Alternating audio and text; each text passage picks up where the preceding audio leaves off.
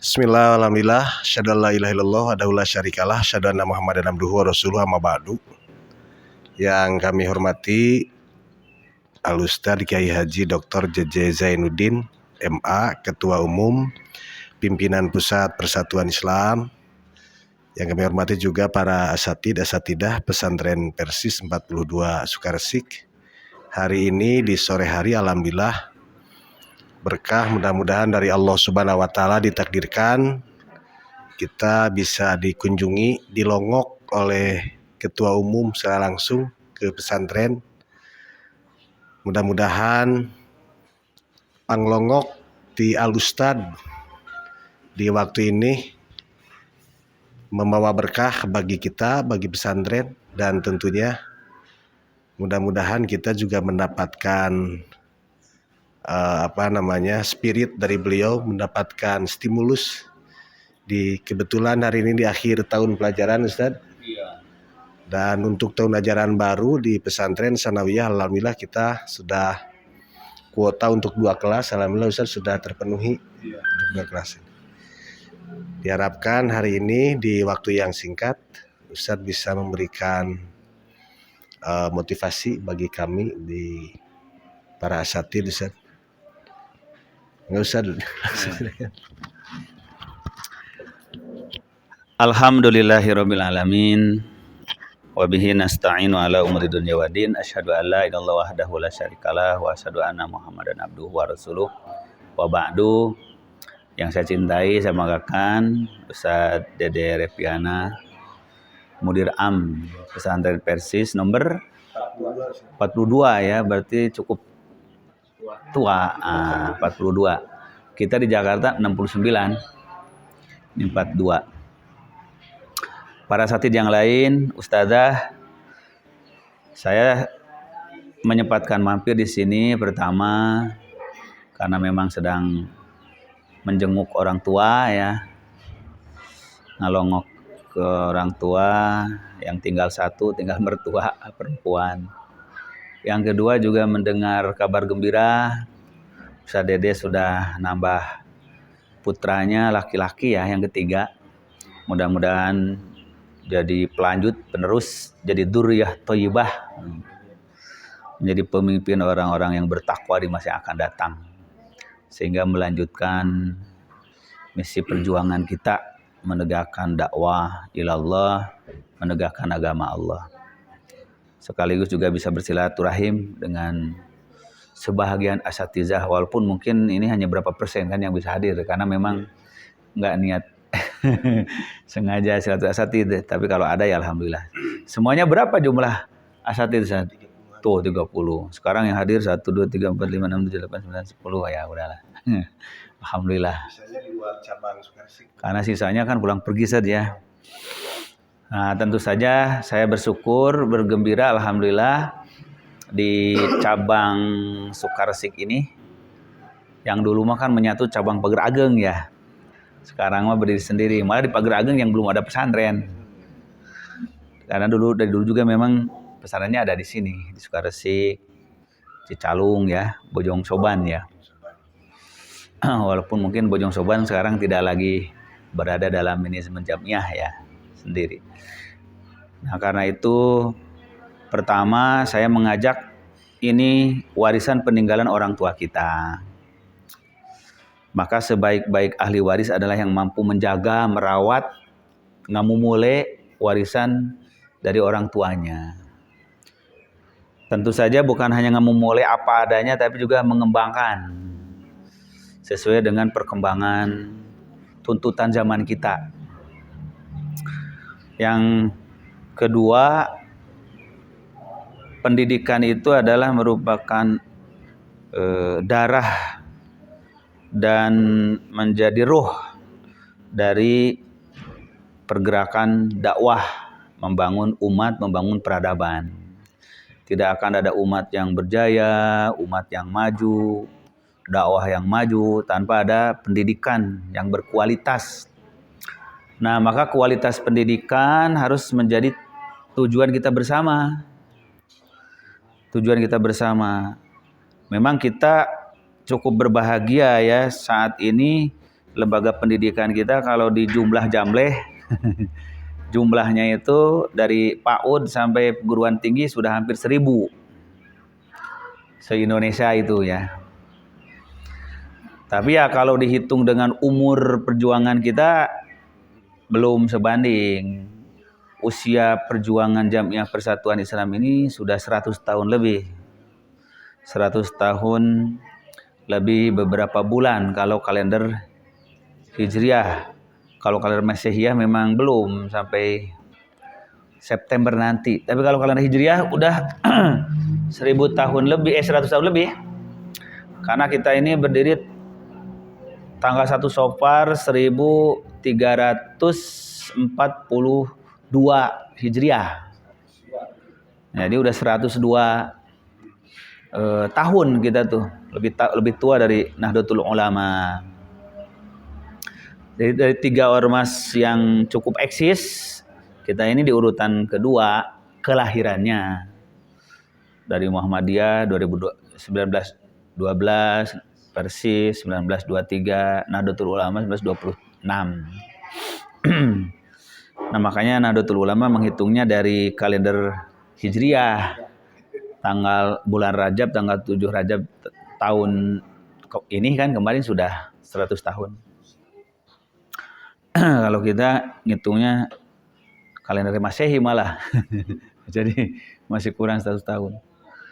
Nah, jadi kalau dihitung kita ada 1.100 berarti setahun 10 lembaga pendidikan. Itu pun kalau dihitung dengan tingkat RA, kalau mungkin dari tingkat SD sampai mualimin masih belum signifikan. Nah ini tanggung jawab kita. Maka kalau di sini ada tingkat sanawiyah, mudah-mudahan segera bisa membuka tingkat aliyahnya, mualiminnya. Nah kualitas yang paling utama itu adalah kualitas substansi, kualitas substansial pendidikan, mutunya, yaitu yang dilihat dari hasil atau output dan outcome dari lulusan. Bagaimana penanaman akidah, penanaman ibadah, akhlak, lalu juga kedayagunaan alumni kita, kemandirian alumni kita, dan kebermanfaatan di masyarakat. Nah itu kan ukuran kualitas substansial yang terkadang kita memang tidak membuat dokumentasi dan membuat evaluasi kualitas substansial itu. Telah berapa kali kita meluluskan, sebaran dari alumni kita di mana saja, kiprahnya apa saja. Nah itu kan harus ada. Dan kita harus punya parameter sendiri. Kualitas pendidikan tuh bukan siapa yang melanjutkan ke universitas, siapa yang jadi pejabat, siapa yang berkarir, bukan. Itu tentu ukurannya kita. Kebermanfaatan dalam Islam ya ilmu yang diperoleh sekecil apapun digunakan. Nah itu disebut dengan kualitas ilman nafi'an, ilmu bermanfaat. Walaupun alumni kita banyak yang hebat-hebat ya, kuliah kampus favorit, jadi pejabat, jadi tokoh, tapi kalau moralitasnya rusak, jadi koruptor, jadi pejabat publik yang merugikan, ya itu jangan masukin kriteria kita. Nah, karena kita terkadang tidak punya standar kualitas substansi yang jelas, akhirnya masing-masing pesantren mempunyai parameter sendiri. Wah, pesantren saya berhasil, apa buktinya?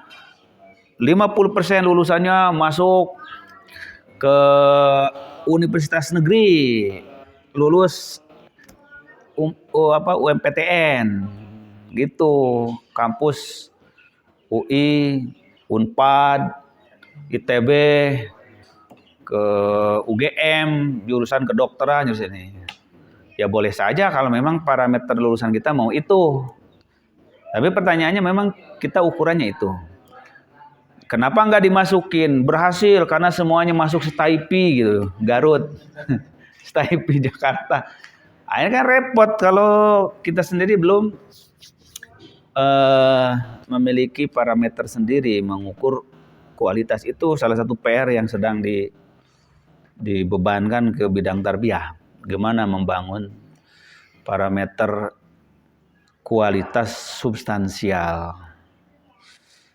Nah, yang kedua, kualitas substansial ini memang butuh didukung oleh kualitas prosedural. Kualitas prosedural ya sarananya ya kan harus memadai. Masa buka kelas 2 rombongan pamannya, tapi kelasnya tidak memadai kan gitu. Masa buka tingkat MTS, buka MA, tapi standarisasi para pengajarnya tidak memenuhi kualifikasi. Nah, itu kan kualitas prosedural. Harus ditempuh juga itu sebagai penunjang. Kualitas prosedural ya diketahuinya juga mulai prosedur ujian, prosedur akreditasi, itu kan semuanya administrasi, ya kan? Itu dengan kualitas administratif, kualitas prosedural yang terbaca di kertas, jangan dibaca bangunan. Nah, tapi kan itu jangan jadi tujuan pokok, itu kan penunjang. Dahulu kurang bagaimana susahnya orang tua kita belajar, ya kan? Bagaimana generasi dulu susahnya belajar, sekolah yang ngedepong gitu di bawah kan, nggak ada listrik, tidak ada komputer, tapi banyak yang berkualitas. Nah, jadi kualitas substansial tidak selamanya seiring sejalan dengan kualitas prosedural. Nah, karena itu jangan merasa kecil hati dan jangan merasa prihatin karena kurang terpenuhnya kualitas prosedural, tapi tetap itu harus kita adakan. Tapi yang menjadi pokok utama kualitas substansinya dulu, yang dilihat daripada output dan outcome hasil lulusan kita, figur dan profil dari alumni kita, itu yang jadi ukuran. Nah, makanya pantauan alumni jangan kita seperti sekolah yang lain atau lembaga-lembaga pendidikan umum. Yang penting udah belajar di kelas, setelah itu nggak ada hubungan lagi guru dengan murid. Udah selesai sekolah, udah nggak ada urusan lagi guru dengan santri. Itu bukan pendidikan kita, ya, itu pendidikan sekuler kan. Justru pendidikan kita ini, kelas itu adalah salah satu sarana untuk membangun ikatan spiritual, ikatan ruhiyah, ikatan emosional dengan seluruh alumni sebagai kader-kadernya. Coba kalau kader-kader kita walaupun mungkin setahun 20, 40, tapi kalau 10 tahun 400. Ini udah lebih dari 20 tahun. Dan mereka sudah berkeluarga, punya anak, sudah berapa kali lipat. Nah, itu kan semuanya adalah kader kita, umat kita. Nah, bagaimana kita membangun sistem pendidikan itu seperti itu. Bahwa pendidikan kita adalah berbasis nilai-nilai Al-Quran dan hadis, berbasis visi misi kejamiahan, ya kan? Berbasis misi dakwah universal, membangun peradaban yang besar. Nah, maka jangan sampai terkadang kita mengabaikan alumni kita, mengabaikan lulusan-lulusan kita, sehingga tidak ada kontribusinya lagi kepada kita. Setelah kita susah-susah didik, malah ya hanya berkontribusi untuk dirinya, memajukan dirinya sendiri, apalagi malah jadi menyerang, memusuhi kita kan. Itu kegagalan kita dalam pendidikan. Nah, jadi saya kira ini pada akhirnya itu sangat ditentukan oleh kekompakan, keseriusan dan kesungguhan visi misi para guru, para ustaz. Makanya kenapa ada ungkapan bahwa pelajaran itu penting. Al-madatu muhimmatun. Materi itu penting. belajar akidah, belajar akhlak, belajar fikih, belajar hadis, tafsir itu penting semua. Tetapi tidak mungkin pelajaran itu akan tersampaikan dengan baik kalau tidak punya metode thoriqah. Maka al-madatu muhimmatun wat thoriqatu ahamu minal madah. Metode itu lebih baik daripada materi. Dengan metode yang hebat, orang ngajarin setahun bisa sebulan. Itu kan berarti metode. Kalau metodenya jadul, harusnya sebulan, setahun nggak ngerti-ngerti murid. Makanya harus diupdate terus thoriqah, metode itu, manhaj ini, metode. Maka jangan henti-hentinya para asatidz di upgrade, ditingkatkan kemampuan metodologinya. Apalagi sekarang dengan serba canggih, mungkin bisa belajar lebih cepat, hasilnya lebih banyak, lebih luas. Nah, itu harus. Maka at-thoriqatu ahamu minal madah. Tetapi metode yang terbaik juga kalau gurunya jarang hadir, males ya kan. Nah, tetap juga itu tidak efektif. Maka al-mudarisu ahamu minat thoriqah. Orangnya lebih penting lagi dari metode kan itu. Metodenya bagus ngan ngedul guruna gitu kan. Ngajarnya mah halus ngan lelet, tidak punya semangat. Nah, maka kehadiran guru di kelas itu sangat penting bagi murid. Murid nggak masuk 2 orang, kelas jalan. Guru nggak hadir, murid semua nggak jalan. Nah, ini banyak sekolah-sekolah kita problemnya kehadiran guru. Gitu. Ini problem. Tapi guru juga hadir kalau nggak membawa semangat. Nah, ini juga tidak pengaruh ke murid. Karena itu ruhul mudaris ahamu minal mudaris. Ruhnya, spiritnya guru lebih penting lagi daripada gurunya sendiri. Gurunya datang di kelas cuma nundutan, sare ngobrol. Nah, makanya ruh, semangat untuk mendorong murid setiap hari lebih baik, setiap bulan lebih baik, setiap tahun lebih baik, itu akan mempengaruhi semangat murid. Nah, makanya ruhul mudaris ahamu minal mudaris. Ruhnya itu juga lebih penting daripada adanya mudaris. Nah, jadi saya kira itu yang sangat penting.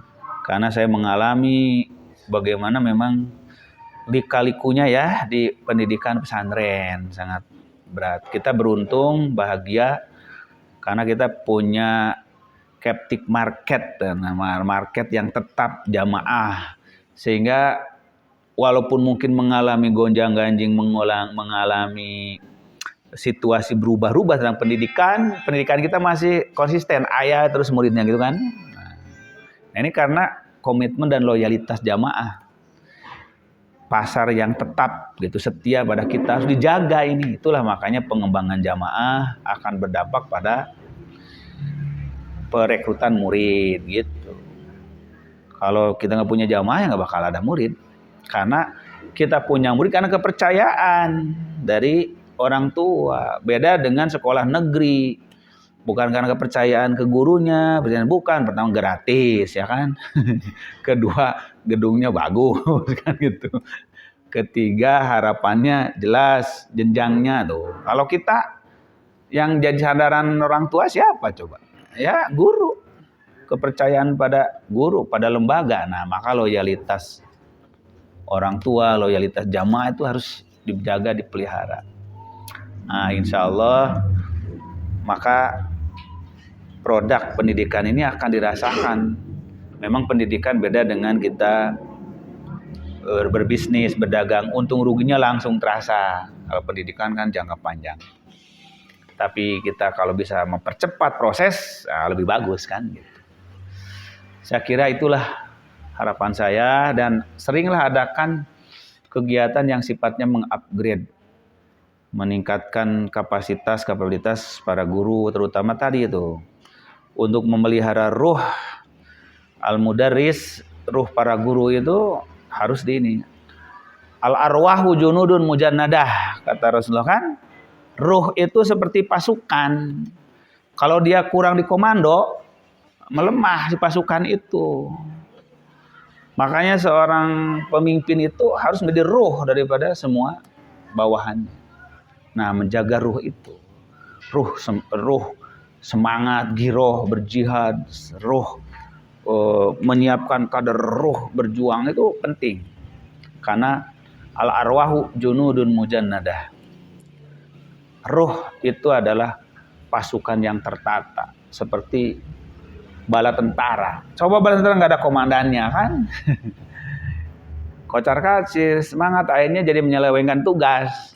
Jadi nge-backing judi, jadi nge-backing klub malam, jadi macam-macam karena tidak terbina oleh komandannya. Makanya supaya selalu bangkit semangatnya itu selalu tunjukkan tantangan kan gitu.